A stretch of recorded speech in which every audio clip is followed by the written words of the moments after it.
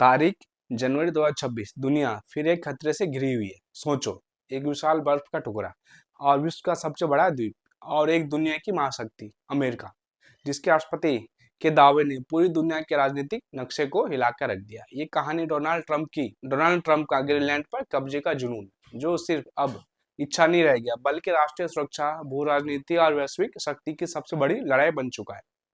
नमस्कार दोस्तों, मैं करण किशोर और आपका हमारे यूट्यूब चैनल पर स्वागत है। सोचिए, ग्रीनलैंड दुनिया का सबसे बड़ा द्वीप, छोटा देश नहीं। पहले ये जान लेते हैं, ग्रीनलैंड क्या है। ये दुनिया का सबसे बड़ा द्वीप है, लगभग पूरी तरह बर्फ से ढकी। 56,000 से कम लोग रहते हैं। यह डेनमार्क का स्व शासित क्षेत्र है, लेकिन ग्रीनलैंड के लोग खुद को ग्रीनलैंडिक मानते हैं। इतिहास, ग्रीनलैंड पर अमेरिका की पुरानी नजर। ये विचार ट्रम्प का नया नहीं है। असल में अमेरिका ने सन 1946 में भी ग्रीनलैंड खरीदने की कोशिश की थी। उस वक्त राष्ट्रपति थे हैरी ट्रूमैन ने डेनमार्क को प्रस्ताव दिया था लेकिन डेनमार्क ने मना कर दिया। अब 21वीं सदी का ट्रंप वही पुराना विचार फिर से उभार रहा है, लेकिन अब केवल खरीदने के लिए नहीं बल्कि इसे अमेरिकी नियंत्रण में लाने के लिए। ट्रंप का बड़ा बयान 2026 में, जनवरी 2026 में दावोस में ट्रंप ने कहा, हम ग्रीनलैंड को किसी न किसी तरीके से हासिल करेंगे, चाहे नहीं। पहले उन्होंने कोई मार्ग स्पष्ट नहीं किया और कहा कि सैनिक बल यानी मिलिट्री फोर्स को भी विकल्प से बाहर नहीं रखा गया था। हाल ही में ट्रंप ने कहा वे बल का उपयोग नहीं करेंगे, लेकिन विचार फिर से स्पष्ट है। ग्रीनलैंड को अमेरिका का हिस्सा बनाना ट्रंप के लिए राष्ट्रीय प्राथमिकता है। नेशनल सिक्योरिटी ट्रंप का मुख्य दावा। ट्रंप कहता है, ग्रीनलैंड अमेरिका के लिए राष्ट्र सुरक्षा का सवाल, और अगर हम इसे खुद नियंत्रित नहीं करेंगे तो रूस या चीन ले लेंगे। यह दावे उभरते हैं मुख्यतः तीन वजह से। पहला है भौगोलिक स्थिति यानी स्ट्रेटेजिक लोकेशन। ग्रीनलैंड उत्तरी ध्रुव के पास, रूस और उत्तरी अमेरिका के बीच, नॉर्थ अटलांटिक और आर्कटिक ओशन के बीच। यह स्थिति इसे मिसाइल निगरानी, रक्षा तंत्र, समुद्री मार्ग नियंत्रण के लिए महत्वपूर्ण बिंदु बनाती है। ट्रंप का तर्क है कि अगर अमेरिका ग्रीनलैंड को नियंत्रित नहीं करेगा तो रूस और चीन भू राजनीतिक फायदे ले सकते हैं।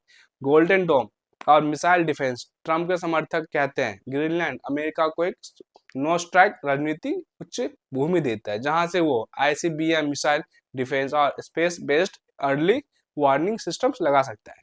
ग्रीनलैंड में पहले से ही अमेरिकी पिटफिक स्पेस बेस है, जो मिसाइल और स्पेस निगरानी के लिए बहुत महत्वपूर्ण है।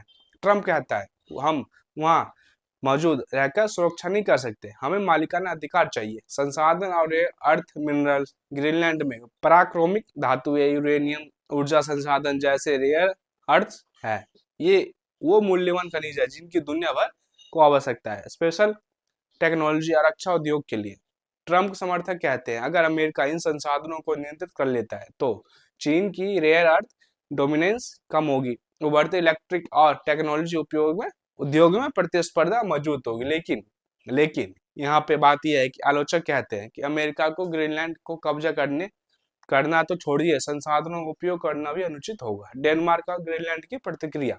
डेनमार्क की सरकार और ग्रीनलैंड के लोग कहते हैं ग्रीनलैंड बेचने के लिए नहीं है। ग्रीनलैंड में बड़े विरोध प्रदर्शन भी हुए, लोगों ने नारे लगाए, Greenland is not for sale, यानी के गो होम। अब बात करते हैं कि नाटो और यूरोप की चिंता। ट्रंप की ग्रीनलैंड नीति ने यूरोप में तालमेल को भी हिला दिया।